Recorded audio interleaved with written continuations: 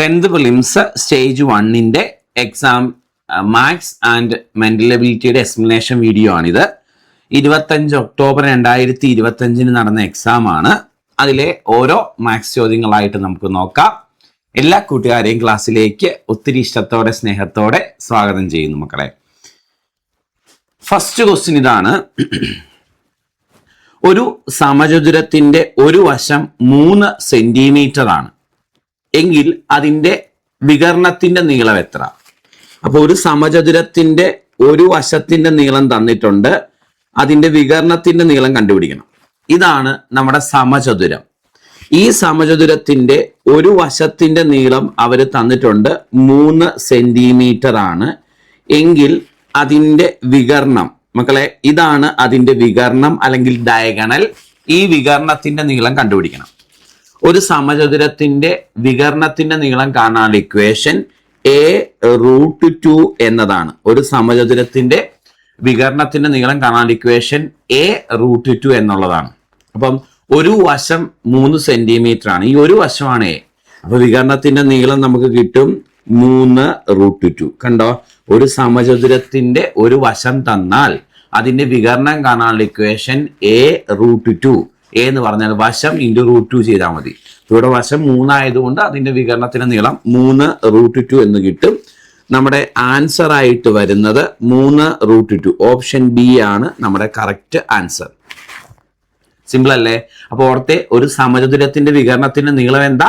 a√2. ഒരു ചതുരത്തിന്റെ വികരണത്തിന്റെ നീളം എന്താ? √L² + b². കേട്ടോ, ചതുരമാണെങ്കിൽ √L² + b². സമചതുരമാണെങ്കിൽ a√2. a × √2. a ഒരു വശമാണ്. റെഡി അല്ലേ? മുന്നോട്ട് പോവാം. Next question. Modulus of x-1 = modulus of x-3 ആയാൽ എക്സിന്റെ വില എത്ര? എന്താണ് ഈ മോഡുലസ് എന്ന് പറഞ്ഞാൽ? ഇപ്പം മോഡുലസ് എന്നതിന്റെ അർത്ഥം മോഡുലസ് ഓഫ് -3 എന്ന് പറഞ്ഞാൽ അതിന്റെ ഉത്തരം 3 ആണ്. അതായത് പോസിറ്റീവ് വാല്യൂസ് മാത്രമേ മോഡുലസിന് പുറത്തേക്ക് വരത്തുള്ളൂ. അപ്പം -3യുടെ മോഡുലസ് എന്ന് പറഞ്ഞാൽ 3 ആണ്. 3യുടെ മോഡുലസ് എന്ന് പറഞ്ഞാൽ 3 തന്നെയാണ്. കേൾക്കുന്നുണ്ടോ? പോസിറ്റീവ് വാല്യൂ മാത്രമേ മോഡുലസ് ആണെങ്കിൽ പുറത്തേക്ക് എഴുതാവുള്ളൂ. കേൾക്കുന്നുണ്ടല്ലോ? അപ്പൊ അങ്ങനെയാണെങ്കിൽ ചോദ്യം ഇതാണ്, x-1 = എന്താണ്? x-3 ആണ്. മോഡുലസ് ഉണ്ട്. എക്സിന്റെ വില എത്ര എന്നാ ചോദ്യം. അപ്പം വേറെ ഒന്നും ചെയ്യണ്ട, ഓപ്ഷനിൽ നിന്ന് ഓരോ വിലകൾ എടുത്ത് സബ്സ്റ്റിറ്റ്യൂട്ട് ചെയ്ത് നോക്കിയാൽ മതി. ഓക്കെ, നമ്മൾ ഈ ഓപ്ഷൻ സി 2 എടുത്ത് സബ്സ്റ്റിറ്റ്യൂട്ട് ചെയ്യാൻ തീരുമാനിച്ചു. അപ്പൊ എക്സ് 2 ആണെങ്കിൽ 2 - 1 modulus is equal to 2 - 3 modulus എന്ന് വരും. എക്സ് 2 എന്ന് കൊടുത്തു കഴിയുമ്പോൾ അല്ലെ, 2 - 1 1 ആണ് മോഡുലസ് വരും. ഇവിടെ 2 - 3 -1 ആണ് മോഡുലസ് വരും. മോഡുലസ് 1 എന്ന് പറഞ്ഞാൽ 1 തന്നെയാണ്, -1ന്റെ മോഡുലസ് 1 തന്നെയാണ്. അപ്പൊ ഇത് ശരിയായി. 1 = 1 എന്നത് ശരിയായി. നമ്മൾ ഏത് വില കൊടുക്കുമ്പോഴാണ് ശരിയാവുന്നേ? 2 എന്ന് പറഞ്ഞ വില കൊടുത്തപ്പോൾ ശരിയായി. സോ ആൻസർ 2 ആണ്. എക്സിന്റെ വില 2 ആണ്. അപ്പൊ ഇത്തരം ചോദ്യങ്ങൾ വന്നാൽ ഓപ്ഷനിൽ നിന്ന് എടുത്ത് ചെയ്തോണം, വേറെ ഒന്നുമില്ല ഇതിന്റെ ടെക്നിക്ക്. ഓപ്ഷൻ സി കൊടുത്തു. ഓപ്ഷൻ ആദ്യത്തെ 0 കൊടുത്ത് എന്ത് സംഭവിക്കും? 0 കൊടുത്താൽ 0 - 1 modulus is equal to 0 - 3 modulus എന്ന് വരും അല്ലെ. അപ്പൊ ഇത് -1 മോഡുലസും ഇത് -3 മോഡുലസും ആണ്. അപ്പൊ ഇത് -1 മോഡുലസ് 1 ആ അല്ലെ, -3 മോഡുലസ് 3 ആ. 1 = 3 എന്ന് പറഞ്ഞാൽ തെറ്റാണ്. 1 = 3 അല്ലല്ലോ അല്ലെ. ഇവിടെ അത് ശരിയാവുന്നുള്ളൂ. എക്സ് 2 കൊടുത്ത് ചെയ്യുമ്പോൾ മാത്രമേ ശരിയാവുന്നുള്ളൂ. റെഡി അല്ലേ? മുന്നോട്ട് പോവാം. അടുത്ത ചോദ്യം ഇതാണ്. 2, 3, 5 ഡാഷ് എന്നിങ്ങനെ തുടരുന്ന ശ്രേണിയിലെ അടുത്ത പദം ഏതാണ്? ഓക്കെ, 2, 3, 5 ഡാഷ് അടുത്ത പദം. മക്കളെ ഇത് പ്രൈം നമ്പേഴ്സാ. 2 കഴിഞ്ഞുള്ള പ്രൈം നമ്പേഴ്സ് ആണ് ഇത് 3 അല്ലെ. 3 കഴിഞ്ഞുള്ള പ്രൈം നമ്പർ 5 ആണ്. 5 കഴിഞ്ഞുള്ള പ്രൈം നമ്പർ 7 ആണ്. അപ്പൊ ഇവിടെ എഴുതേണ്ട ആൻസർ 7 ആണ്. 2, 3, 5, 7. അപ്പൊ ഇതിന്റെ ആൻസർ ഓപ്ഷൻ ഡി ആണ് കറക്റ്റ്. 7 എന്ന് കിട്ടും. ആൻസർ ഓപ്ഷൻ ഡി ആണ് കറക്റ്റ്, 7. ഇതാണ് കുറച്ചുകൂടെ വരാൻ സാധ്യത. കൂടുതലും ചോദിക്കുന്നത് തന്നെയാണ് 2, 3, 5, 7 കേട്ടോ. പ്രൈം നമ്പേഴ്സ് ആണ് 2, 3, 5. പിന്നെയുള്ള പ്രൈം നമ്പർ 7 ആണ്. മുന്നോട്ട് ചെയ്യാം. ഒരു ചതുരത്തിന്റെ കേസാണ് പറഞ്ഞേക്കുന്നത്. ഒരു ചതുരം, യെസ്, ഒരു ചതുരത്തിന്റെ ചുറ്റളവ് 80 സെന്റിമീറ്ററാണ്. നമുക്കറിയാം ചതുരത്തിന് നീളമുണ്ട്, ചതുരത്തിന് വീതിയുണ്ട്. അതിന്റെ ചുറ്റളവിന്റെ ഇക്വേഷൻ 2 × L+B എന്നുള്ളതാണ് ചുറ്റളവിന്റെ ഇക്വേഷൻ. ഈ 2 × L+B ആണ് നമുക്ക് 80 എന്ന് തന്നേക്കുന്നത്. ഓക്കെ, അതിൽ നിന്ന് L+Bയുടെ വാല്യൂ ഈ 2 താഴേക്ക് പോകും. 80/2 40 എന്ന് കിട്ടും അല്ലേ? ശരി. ഇനി അതിന്റെ പരപ്പളവ് എന്ന് പറഞ്ഞാൽ വിസ്തീർണം, അത് 384 ആണെന്ന് പറഞ്ഞിട്ടുണ്ട്. പരപ്പളവ് എന്ന് പറഞ്ഞാൽ L × B ആണ്, നീളം ഗുണം വീതിയാണ് ചതുരത്തിന്റെ പരപ്പളവിന്റെ ഇക്വേഷൻ, ഏരിയയുടെ. L × B 384 ആണെന്നും പറഞ്ഞിട്ടുണ്ട്. എന്നിട്ട് ചോദിച്ചേക്കുന്നേ വശങ്ങളുടെ തുക എത്ര? വശങ്ങളുടെ തുക എത്ര എന്നാ ചോദ്യം. ചോദ്യം എന്താ മക്കളെ? വശങ്ങളുടെ തുക എത്ര? വശങ്ങളുടെ തുക എത്ര? വശങ്ങളുടെ തുക എത്രയാന്ന് ഓൾറെഡി നമ്മൾ കണ്ടുപിടിച്ചു. വശങ്ങളുടെ തുക എന്ന് പറഞ്ഞാൽ L+B അല്ലേ? വശങ്ങളുടെ തുക 40 അല്ലേ? അതുപോലെ ഓൾറെഡി നമ്മൾ കണ്ടുപിടിച്ചില്ലേ? അപ്പൊ ഈ ചോദ്യത്തിന്റെ ആൻസർ ഏതാ കിട്ടുന്നേ? ഓപ്ഷൻ എ ആ കിട്ടുന്നത്, 40. ചെയ്തത് ക്ലിയർ ആണോ? ഇത് ഒരു സിമ്പിൾ ചോദ്യമായിരുന്നു. ചുറ്റളവ് 80 ആണെന്ന് തന്നിട്ടുണ്ട്. ചുറ്റളവ് എന്ന് പറഞ്ഞാൽ 2 × L+B ആണ് 80. അപ്പൊ അതിൽ നിന്ന് L+B 40 എന്ന് കിട്ടും. ഇവര് വശങ്ങളുടെ തുകയാണ് ചോദിച്ചേക്കുന്നത് അല്ലെ? വശങ്ങളുടെ തുക L+B അല്ലേ? അത് 40 എന്ന ആൻസർ കിട്ടി. ആകെ വശങ്ങളുടെ തുകയല്ലല്ലോ, വശങ്ങളുടെ തുകയല്ലേ മാത്രം ചോദിച്ചിട്ടുള്ളൂ അല്ലെ? വശങ്ങളുടെ തുക മാത്രമായതുകൊണ്ട് L+B 40 എന്നങ്ങ് എടുക്കാം. റെഡി, മുന്നോട്ട്. അടുത്ത ചോദ്യം ഇതാണ്. ചതുർഭുജം 1 ഷഡ്ഭുജം എത്ര അല്ലെ? ഇത് അനലോജി, സമാന ബന്ധങ്ങൾ എന്ന ചാപ്റ്ററിൽ നിന്നുള്ള ചോദ്യമാണ്. ചതുർഭുജം എന്ന് പറഞ്ഞാൽ 4 വശമുള്ള രൂപമാണ് മക്കളെ. ചതുർഭുജം അല്ലെ?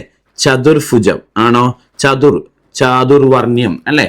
സോ ചതുർഭുജം 4 വശമുള്ളതിനെ ഞാൻ ചതുർഭുജം എന്ന് പറഞ്ഞു. ചതുർഭുജത്തെ 1 റെപ്രസെന്റ് ചെയ്തു. അപ്പം 4 വശമുള്ളതിൽ നിന്ന് 3 കുറയ്ക്കുമ്പോഴല്ലേ അത് 1 മാറുന്നത്. ഓക്കെ, ഷഡ്ഭുജം ആണോ?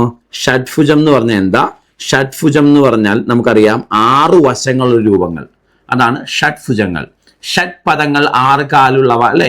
ഷഡ്ഭുജങ്ങൾ എന്ന് പറഞ്ഞാൽ 6 വശമുള്ളത്. അപ്പൊ 6 വശമുള്ളതിൽ നിന്ന് 3 കുറച്ചാൽ ബാക്കി ആൻസർ ഇവിടെ 3 വരും. സോ ഈ ചോദ്യത്തിന്റെ ആൻസർ ഓപ്ഷൻ ബി ആണ്, 3. ചെയ്ത് ക്ലിയർ ആണോ? ചതുർഭുജം 1 ആണെങ്കിൽ ഷഡ്ഭുജം എത്ര ആണ്? ചതുർഭുജത്തിന് 4 വശമുണ്ട്. 4 വശമുള്ളതിനെ 1 വശമുള്ളതാക്കി മാറ്റി ആണോ? അപ്പൊ 3 വശം കുറച്ചു. അതിപ്പോ ഷഡ്ഭുജം ആണെങ്കിൽ 6 വശമുള്ളതാണ്. 3 കുറയ്ക്കുമ്പോൾ 3 ഒന്ന് കിട്ടും. മുന്നോട്ട്. Next question. അടുത്ത ചോദ്യം 1/8 + 1/16 ദശാംശ രൂപം അല്ലെ? ചോദ്യം ഇതാണ്. 1/8 + 1/16 ദശാംശ രൂപം. ഒന്നെങ്കിൽ നിങ്ങൾക്ക് ഇത് നോർമൽ ആയിട്ട് 1/8 ദശാംശംഖ്യയായിട്ട് കണ്ടുപിടിക്കാം, പ്ലസ് 1/16 ഹരിച്ച് കണ്ടുപിടിക്കാം, എന്നിട്ട് കൂട്ടാം.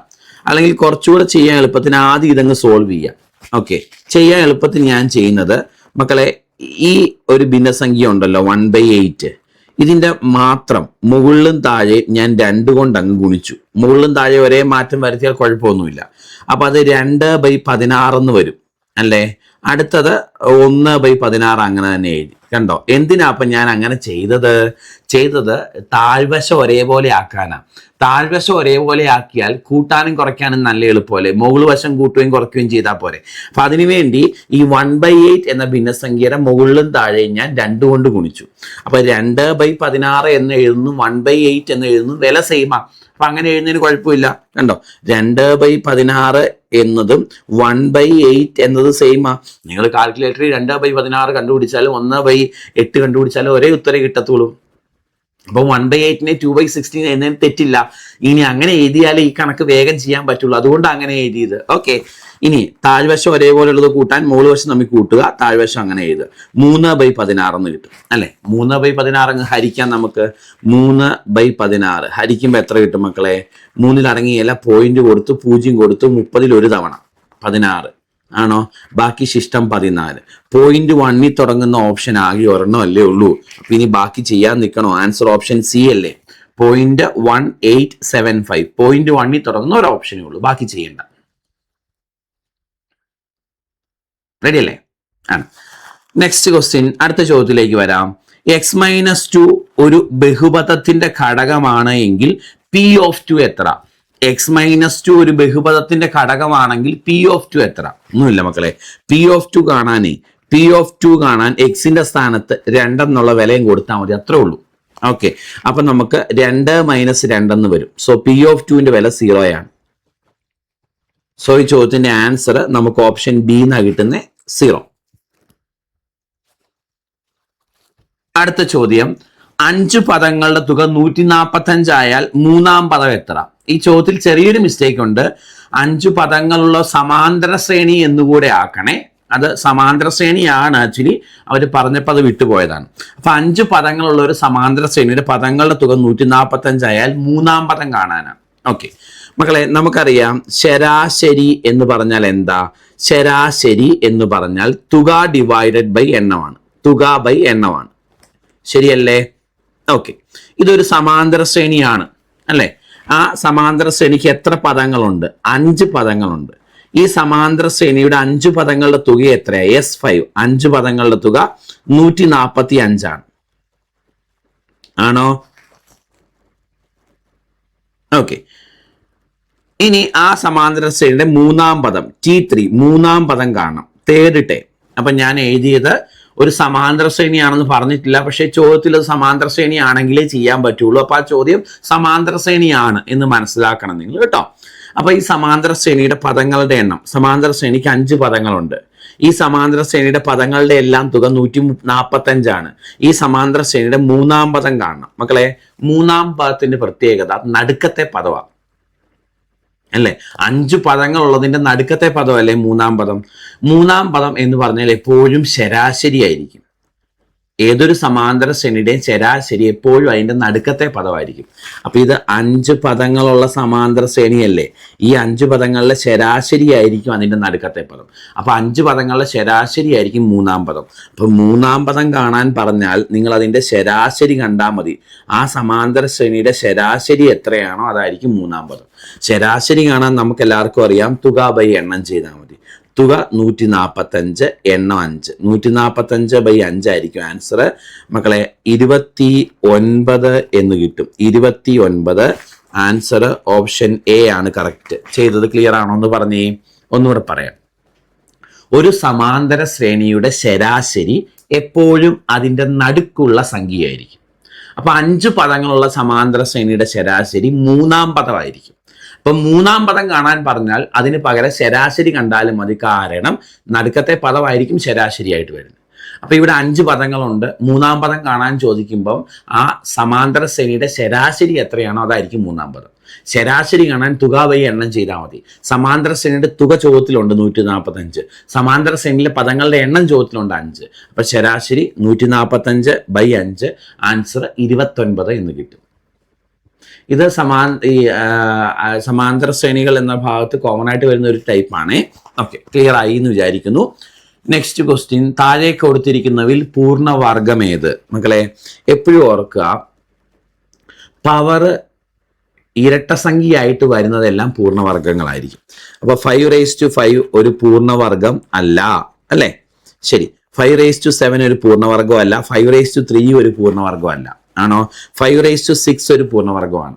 ഒരു സംഖ്യയുടെ പവർ ഇരട്ട സംഖ്യ വരുന്നതെല്ലാം പൂർണ്ണവർഗങ്ങളാണ്. ഇപ്പൊ 5⁵6 ഒരു പൂർണ്ണവർഗമാണ്, 8⁵6 ഒരു പൂർണ്ണവർഗമാണ്, അല്ലെ 16 ഒരു പൂർണ്ണവർഗമാണ്, 5⁻10 ഒരു പൂർണ്ണവർഗമാണ്, 3⁵2 ഒരു പൂർണ്ണവർഗമാണ്, 3⁵6 ഒരു പൂർണ്ണവർഗമാണ്, 12⁻14 ഒരു പൂർണ്ണവർഗമാണ്. അപ്പോൾ ഒരു സംഖ്യയുടെ പവർ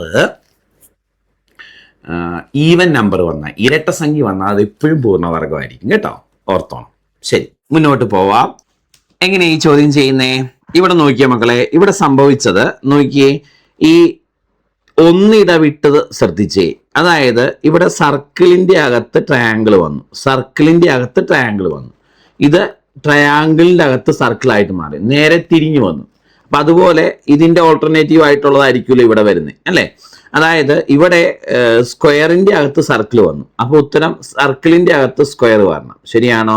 അങ്ങനെ വരുന്ന ഓപ്ഷൻ ഏതാ? ഓപ്ഷൻ എ ആണ്. അപ്പൊ ഈ ചോദ്യത്തിന്റെ ആൻസർ ഓപ്ഷൻ എ ആണെന്ന് മനസ്സിലാക്കാം.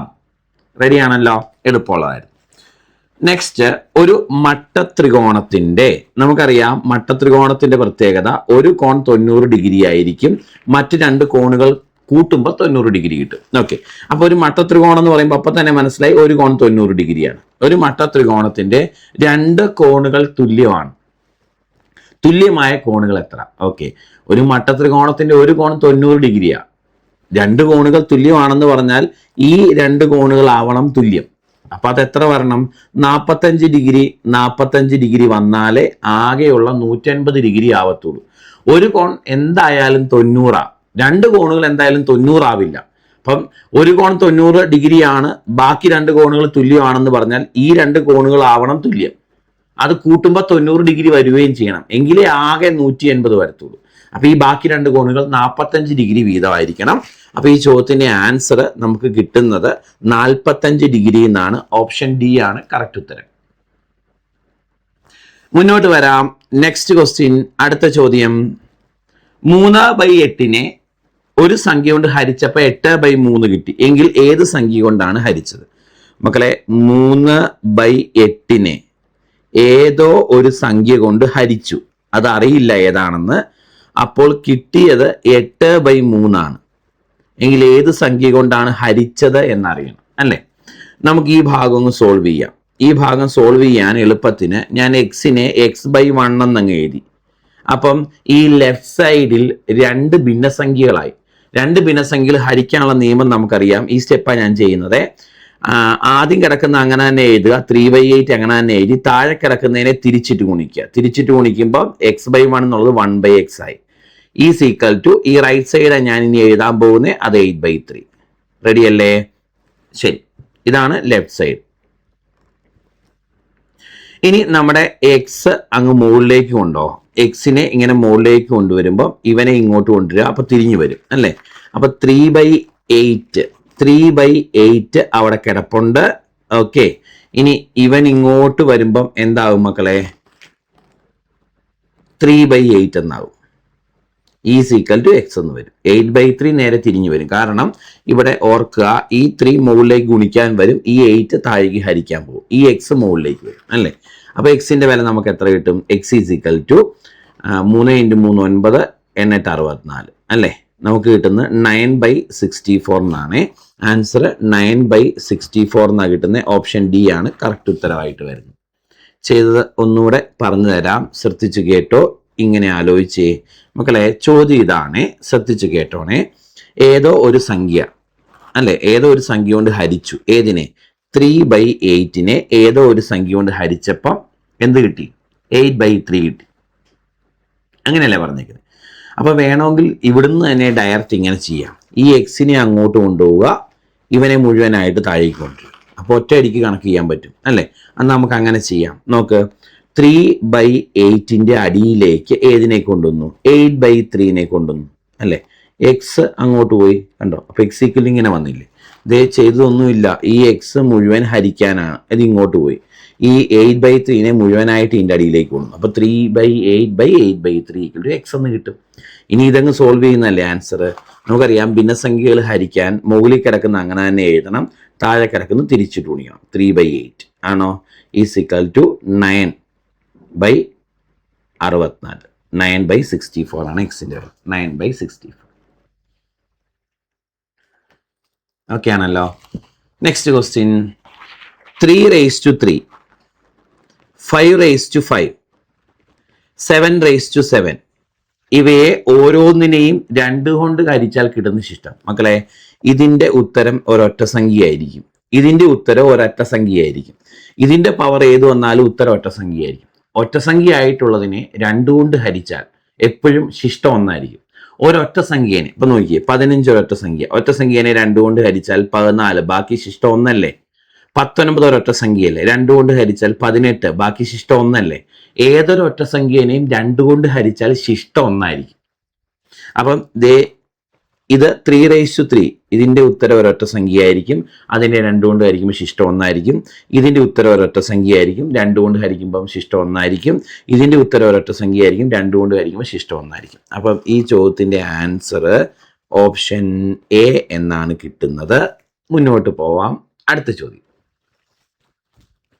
ഒരു ക്രിക്കറ്റ് കളിക്കാരൻ 9 ഇന്നിങ്സുകളിലായി ശരാശരി 36 റൺസ് എടുത്തിട്ടുണ്ട്. ശ്രദ്ധിച്ചു കേട്ടോ, 9 ഇന്നിങ്സുകളിലായിട്ട് അല്ലെങ്കിൽ 9 കളികളിലായിട്ട് അയാൾ ശരാശരി 36 റൺസ് എടുത്തിട്ടുണ്ട്. ശരിയാണോ?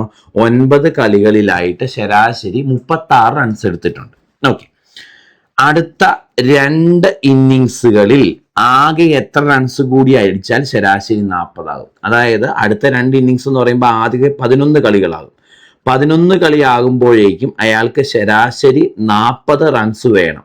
അതിന് അയാൾ എത്ര റൺസ് അടുത്ത 2 കളികളിലായി സ്കോർ ചെയ്യണം എന്നാണ് ചോദ്യം. മക്കളെ, ഇതിന് പല ലോജിക്കുകളുണ്ട്. അപ്പോൾ ആ ലോജിക്കുകൾ പറഞ്ഞു വരുമ്പോൾ അതിൽ ഒരു 10 പേർക്ക് 50 പേരുണ്ടെങ്കിൽ 10 പേർക്കേ മനസ്സിലാവുള്ളൂ. അപ്പോൾ ഏറ്റവും നല്ലത് വെറുതെ തുക കണ്ടുപിടിച്ച് ഡിഫറൻസ് എടുക്കുന്ന ഏറ്റവും നല്ലത്. അതാകുമ്പോൾ എല്ലാവർക്കും പെട്ടെന്ന് മനസ്സിലാവും. ഇത് ശരാശരി 40 റൺസ് എന്ന് പറഞ്ഞാൽ എല്ലാ കളികളിലും 40 റൺസ് വേണം എന്നൊക്കെ പറഞ്ഞ് അസ്യൂം ചെയ്ത് ചെയ്യാവുന്നേ ഉള്ളൂ കേട്ടോ. അപ്പോൾ ആ രീതിക്ക് ചെയ്യാൻ പറ്റുന്ന കുട്ടികൾ ചെയ്തു. പക്ഷെ ഇത് കോമൺ ആയിട്ട് നോർമലി ഗുണിച്ചങ്ങ് ചെയ്യുവാണ് ഏറ്റവും എളുപ്പം.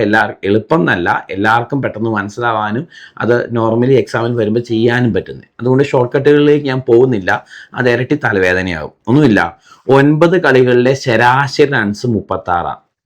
11 കളിയാകുമ്പോൾ ശരാശരി റൺസ് 40 ആവണം. കേൾക്കുന്നുണ്ടോ? 9 കളികളിലെ ശരാശരി റൺസ് 36, 11 കളിയാകുമ്പോൾ ശരാശരി റൺസ് 40 ആവണം. അപ്പം ഈ 9 കളി കഴിഞ്ഞുള്ള ബാക്കി 2 കളികളിൽ എത്ര റൺസ് ആകെ അടിക്കണം എന്നാണ് ചോദ്യം. മക്കളെ, ഇവിടെ വെറുതെ തുക എടുത്ത് ഡിഫറൻസ് എടുത്താൽ പോരെ. 9 കളികളിലെ ശരാശരി റൺസ് അല്ലേ 36. അപ്പോൾ 9 കളികളിലെ ആകെ റൺസ് കണ്ടുപിടിക്കാമല്ലോ. 9 × 36 ചെയ്താൽ മതി. ശരിയാണോ?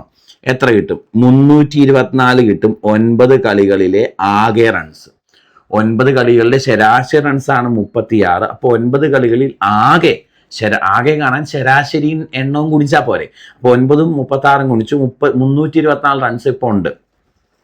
ഇനി 11 കളി കഴിയുമ്പം 40 ശരാശരി ആവണം. അപ്പോൾ 11 × 40 440 റൺസ് വേണം 11 കളി ആകുമ്പോഴേക്കും. ശരാശരി ഇൻറ്റു വേണം.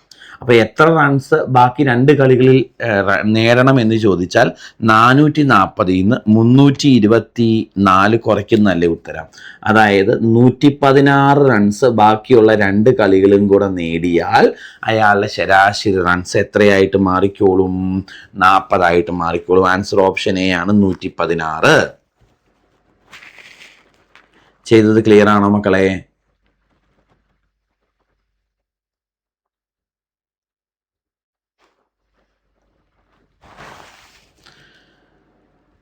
ചെയ്തത് പക്കയാണോ?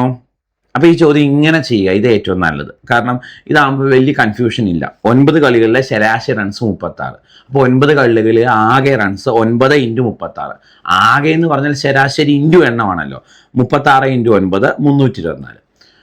2 കളികളും കൂടെ കഴിയുമ്പോൾ, അതായത് 11 കളിയാകുമ്പോൾ 40 ശരാശരി വരണം. 40 ശരാശരി വരണമെങ്കിൽ 11 × 40 440 റൺ ആവണം 11 കളിയാകുമ്പോഴേക്കും.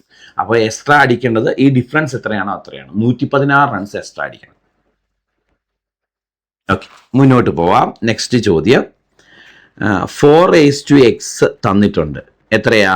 1024 ആണ്. എങ്കിൽ 4:x - 1 കണ്ടുപിടിക്കണം അല്ലേ മക്കളെ? 4:x - 1 എന്ന് പറഞ്ഞാൽ 4:x ഡിവൈഡഡ് ബൈ 4:1 എന്നാണ് അർത്ഥം. നമ്മൾ പഠിച്ചിട്ടില്ലേ നിയമം? a⁻m ഡിവൈഡഡ് ബൈ a⁻n എന്താ? a⁻m-n ആണെന്ന് പഠിച്ചിട്ടില്ലേ? a⁻m ബൈ a⁻n a⁻m-n ആണെന്ന് പഠിച്ചിട്ടുണ്ട് കേട്ടോ. അപ്പോൾ 4:x ഡിവൈഡഡ് ബൈ 4:1 ആണ് 4:x - 1.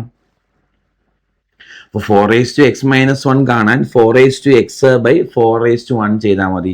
4:x നമുക്ക് ഓൾറെഡി അറിയാം 1024 ആണോ? 4:1 എന്ന് പറഞ്ഞാൽ 4 ആണ് അല്ലേ? 1024/4 അല്ലേ ഉത്തരം? 1024/4 നമുക്ക് കിട്ടുന്ന ആൻസർ 256 എന്നാണ്. 256 വെട്ടിക്കളഞ്ഞ് സോൾവ് ചെയ്താൽ മതി. 4 10ൽ 2 തവണ 8 വരെ, ശിഷ്ടം 2. 22ൽ 4 5 തവണ, 24ൽ 4 6 തവണ 256. അപ്പോൾ ഈ ചോദ്യത്തിൻ്റെ ആൻസർ 256 എന്ന് കിട്ടും. ഓപ്ഷൻ ബി ആണ് കറക്റ്റ്. അടുത്ത ചോദ്യം പഞ്ചഭുജം. Okay, പഞ്ചഭുജം 108 degree, നവഭുജം. ഇതും അനലോജിയുടെ അടുത്ത ചോദ്യമാണ്. സമാന ബന്ധങ്ങൾ മക്കളെ. പഞ്ചഭുജം 108 എന്ന് പറഞ്ഞാൽ ഈ പഞ്ചഭുജം എന്ന് പറഞ്ഞാൽ 5 വശങ്ങളുള്ള രൂപങ്ങളാണ്, അല്ലെങ്കിൽ 5 വശമുള്ളതിനെയാണ് പഞ്ചഭുജം. 5 വശമുള്ള രൂപത്തെയാണ് പഞ്ചഭുജം എന്ന് പറയുന്നത്.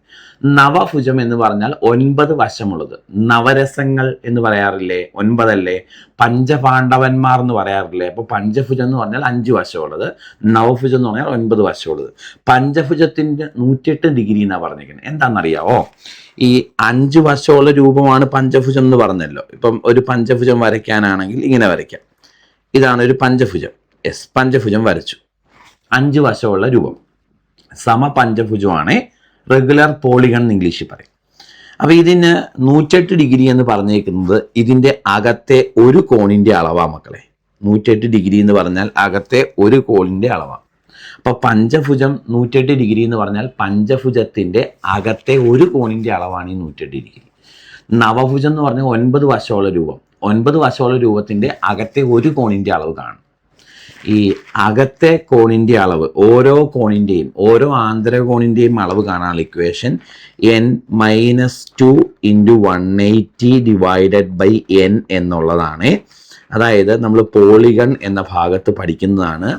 ഒരു ബഹുഭുജത്തിൻ്റെ ആന്തരകോണുകളുടെ തുക കാണാനുള്ള ഇക്വേഷൻ n-2 × 180.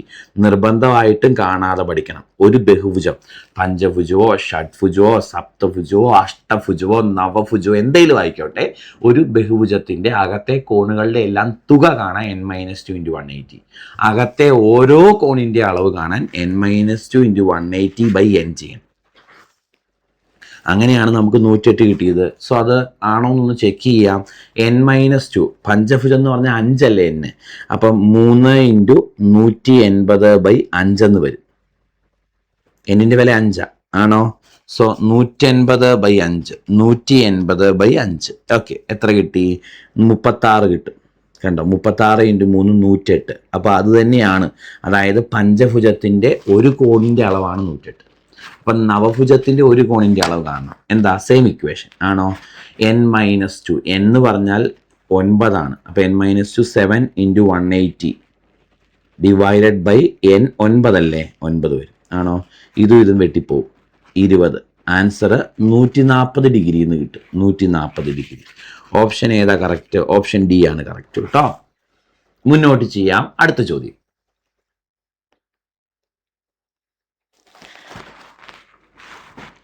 2, 8, 32. അടുത്തത് ആണോ?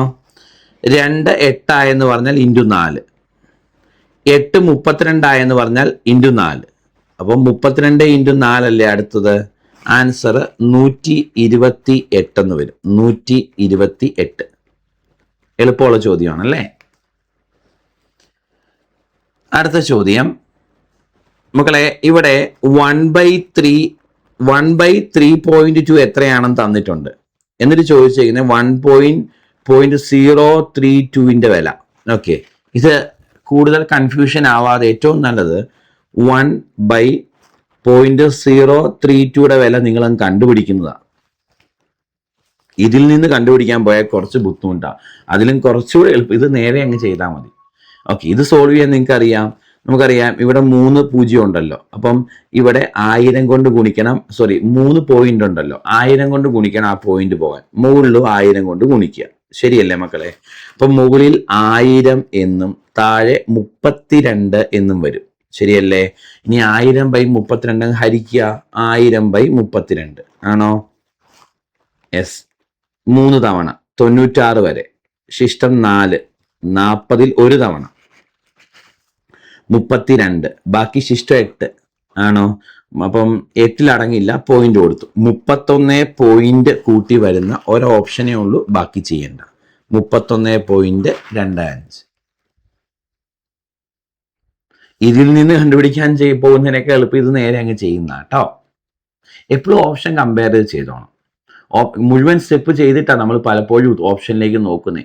നമുക്ക് 1-2 സ്റ്റെപ്പ് ചെയ്ത് കഴിയുമ്പോൾ ഓപ്ഷനിലേക്ക് നോക്കാം. 31 പോയിന്റ് കൂട്ടി വരുന്ന ഒരു ഓപ്ഷൻ അല്ലേ ഉള്ളൂ. പിന്നെ എന്തിന് കഷ്ടപ്പെട്ട് ബാക്കി കണ്ടുപിടിക്കണം? ഓക്കെ, അടുത്തത് വിട്ടുപോയ കള്ളി പൂരിപ്പിക്കുക എന്നാണേ മക്കളെ. ഇവിടെ ഒരെണ്ണം ഇങ്ങനെ വരും അല്ലേ, ഹൊറിസോണ്ടലായിട്ട്. ഇത് 2 വെർട്ടിക്കലായിട്ട് ആണോ, ഇത് 3 ഹൊറിസോണ്ടലായിട്ട്. അപ്പൊ ഇനി 4 വെർട്ടിക്കലായിട്ട് വരണം അല്ലേ. 4 വെർട്ടിക്കലായിട്ട് വരുന്ന ഓപ്ഷൻ ബി ആണ്. ചെയ്തത് ക്ലിയർ ആണോ? 4 വെർട്ടിക്കലായിട്ട് വരുന്ന ഓപ്ഷൻ ബി ആണ്. നോക്കിയേ, ഇവിടെ ഹൊറിസോണ്ടലായിട്ട് ഒരെണ്ണം, ഇങ്ങോട്ട് വെർട്ടിക്കലായിട്ട് 2, ഇങ്ങോട്ട് ഹൊറിസോണ്ടലായിട്ട് 3. അപ്പൊ ഇനി വെർട്ടിക്കലായിട്ട് 4 വരണം. റെഡി? 25 സ്ക്വയർ കണ്ടുപിടിക്കണം മക്കളെ.